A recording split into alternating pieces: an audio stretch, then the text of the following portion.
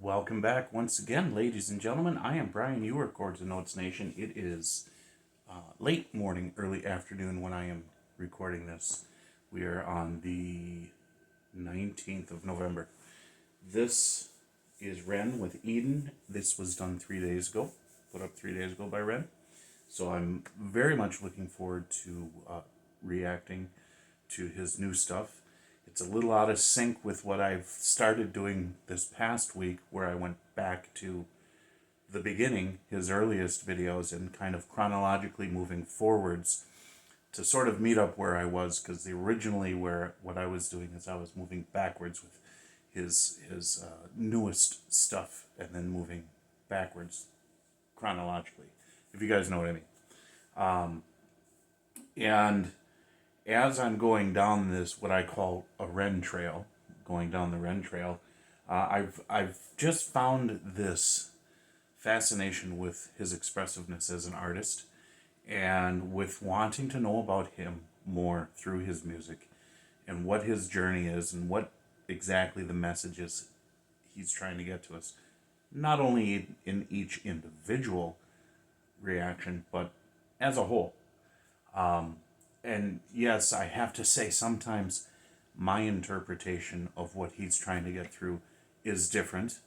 And sometimes it's different than what your interpretation may be. But if you followed me for all these years, you'll remember that I say that music listening is a subjective experience. So what the individual listener gets out of it is based upon who they are, where their mental, that's the word I'm looking for, points of reference are with certain things. Certain images or words may generate different thoughts or, reactions in that sense. And it may differ from what the original artist intended. But that's okay, because that's part of the beauty of music. Yes, it would be nice to be spot on all the time, but that's just not always going to happen, because nothing is perfect 100%.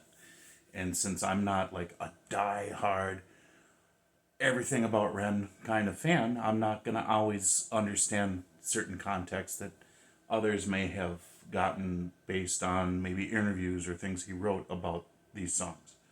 Here I'm just kind of going into them fresh, a little blinded that way, and just listen to the work itself, and then try and extrapolate what I get from it. And that's the beauty of these reaction channels. That's what it is. So I thank you for joining me once again. This is going to go up, and then following, if all goes well, the following week, November 20th, I'm going to resume my journey chronologically. And so you can look forward to some of the older songs again that I'm reacting to. Okay, this is about 8 minutes and 50 seconds long, and I've talked for about 3.5 minutes now. So all I have to say from here on out, until I have something else to say, is please like, subscribe, and share.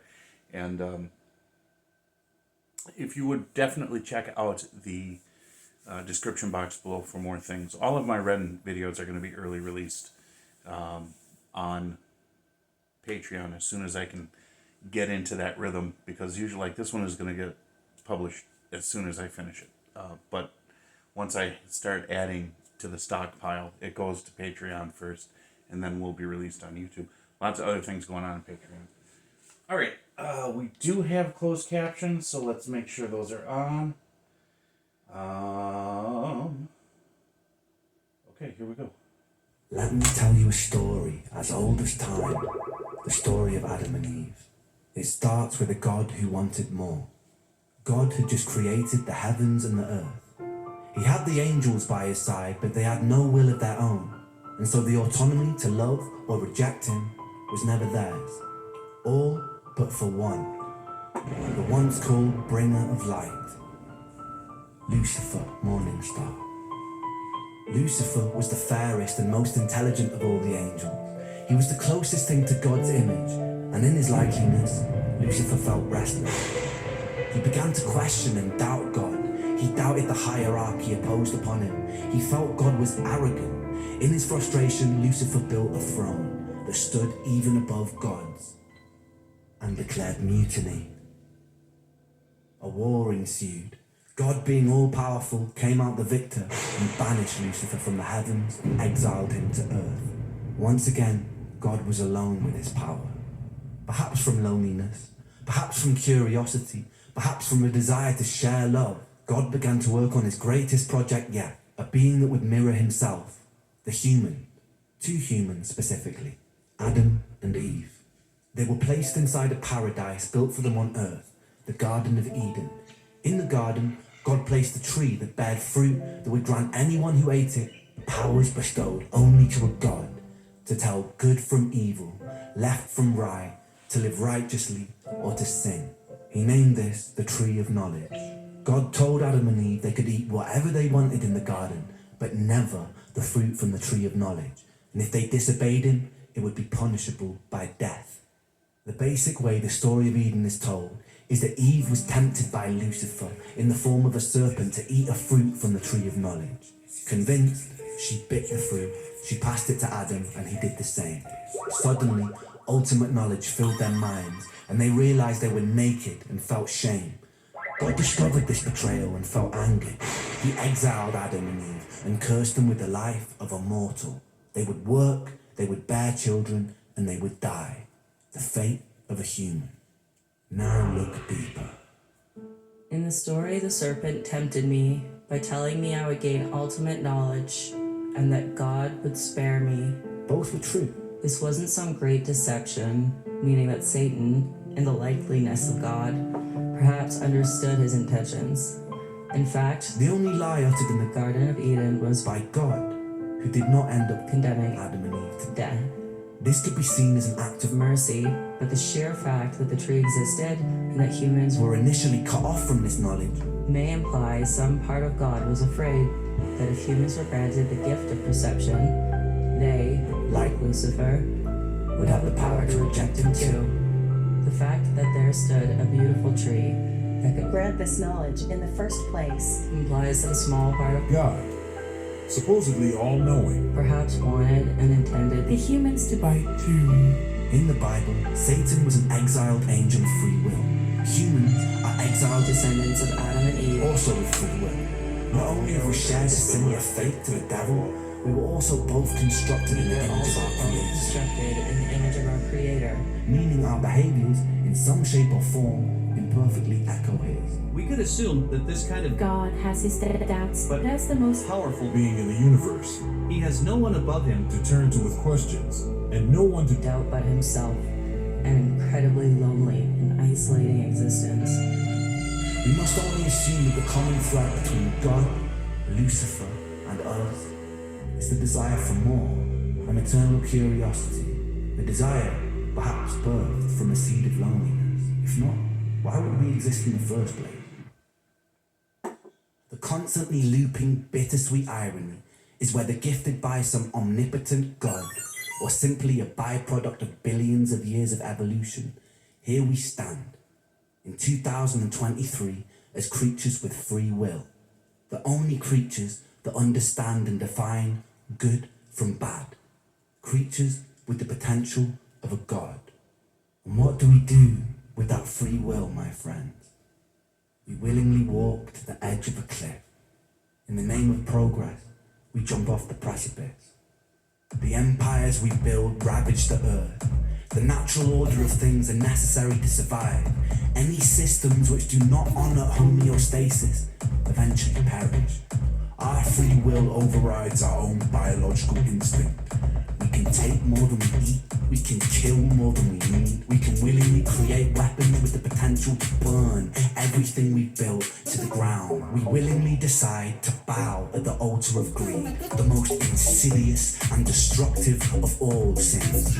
We put our faith in corporations who pose as rulers. We willingly allow ourselves to be led by outdated power systems ran by corrupted politicians and bloated dictators who claim domain and dominion over an open and free land. We willingly elect the corrupted when the decision was always ours to build something better. We willingly create and impose separation because of beliefs that we are force-fed through our phones and television sets. We always had the will to reject these things, but we adhere to them as though they were the laws of physics.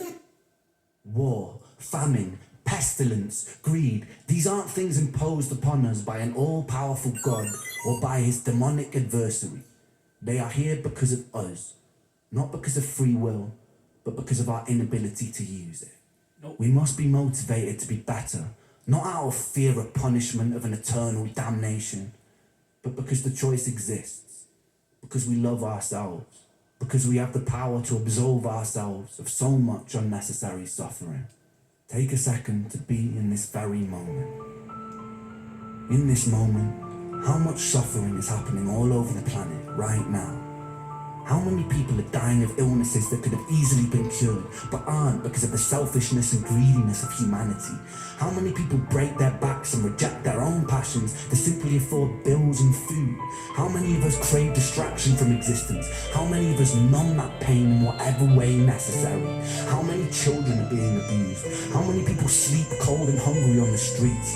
How many of us become cogs inside a machine that is destroying itself? How many soldiers have been forced to fight in meaningless wars? How many humans have killed for ideals they don't believe in or understand? How many people have died for the greed of another man? And how much of this was avoidable? As written in the Bible, Satan was not condemned to hell. Satan was condemned to earth. He lives there amongst other creatures with free will, who always had the choice and still chose their own undoing. Ladies and gentlemen, this is our self-made hell. The bittersweet irony is this is a creation of our own design.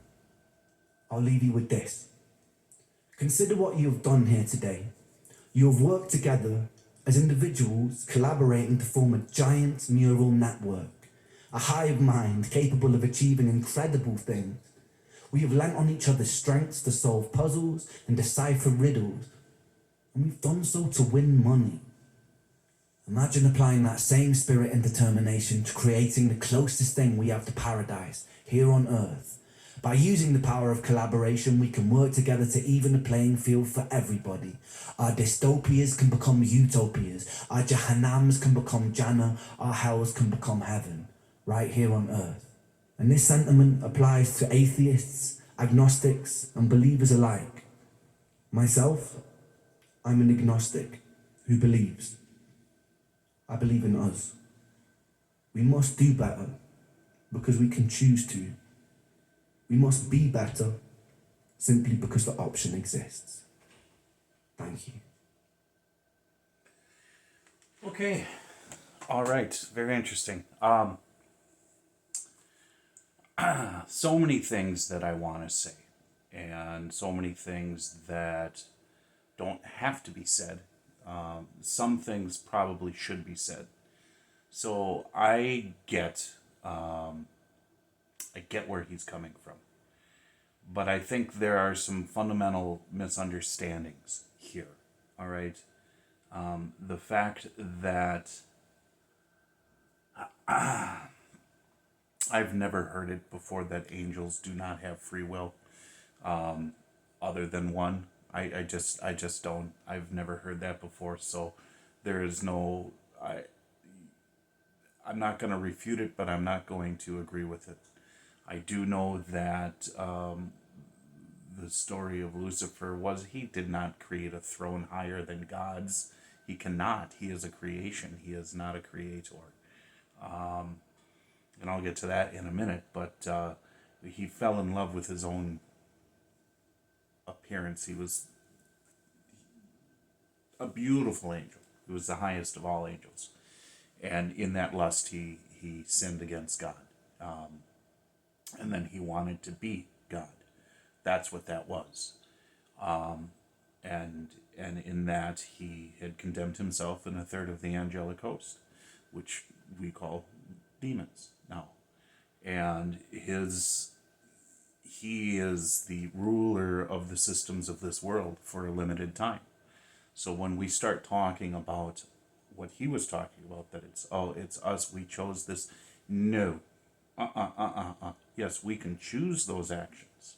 We can choose to do bad. We can choose to do good. But we are not the source of that. He is the source of that. And everything that he does, if you look at what's going on in the world today and you understand it through the lens of end time prophecy and through Ezekiel 38, the book of Revelation, Daniel 7, you'll see that everything is falling into place just the way that it has been written. And if you keep a close eye on the geopolitical stuff that's going on in the world, not that's the narratives that are fed to you, but if you actually do your research and you look at it, you'll see that everything is aligning with what's about to come, and there's no stopping it. So this story that has survived generations and survived, outlived everything else that we have that we wound up putting into a book. It's alive and it's living. Yeah, and there's undoubtedly there are going to be some of you who jump on me for saying what I have to say, and I'll tell you, fine, you want to believe what you want to believe, but you're coming to my channel, this is what you're going to get. Okay, so be respectful about it, because I'm not attacking anyone. I'm disagreeing with some of the fundamental things that he said, though he's right about what we choose to do and how we choose to behave and what we choose to do. But we're being influenced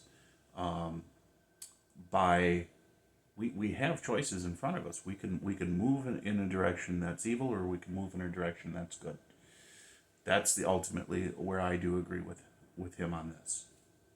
And you think about, we've been told the love of money is the root of all evil. So all of this stuff that he outlined, if you follow the money, where does it go back to? Where do these wars start? Why are they starting? Who's holding back the cures that already exist? And why? Just think for yourself on this, okay? And then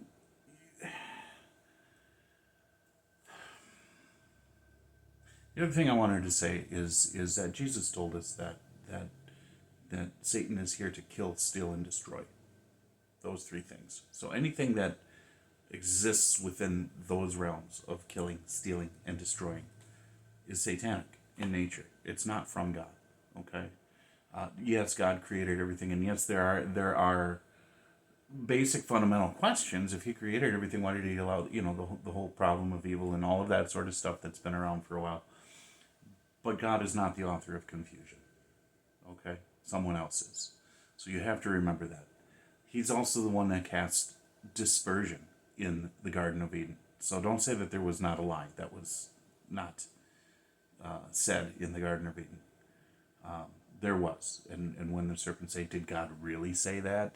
He's casting dispersion. He's attempting to confuse, and he's attempting to influence and maneuver the decisions of a human being to go against the will of God. That's what that was. So, yeah, I have some basic fundamental disagreements, but I think the overall message itself is a solid message. We're at a time of tremendous awakening on this planet, and we do have to choose, because that is what God gave us, the power of choice. We are either followers of him or we are not. There are consequences. And he's a loving God and very patient, and will give you all the time in the world until that time runs out. So you really do have no one to thank but yourself for the decisions that you make. All right? But it's your ability to understand the game, so to speak. And I don't mean to downplay it by using that word, but that's the only one I can think of. It's time to play the game. And there is, whatever this is, if this is a simulation, if this is it's not random. It's too precise to be random. But because chaos exists, we get this sense of randomness. And we're told, think about that too. Anything that tells us opposite of what God told us is meant to confuse. You see what I'm saying? So, anyways, yeah, this was alright. I mean, obviously, it was a story and it's a message that he had, and I appreciate that he put it out there. I'm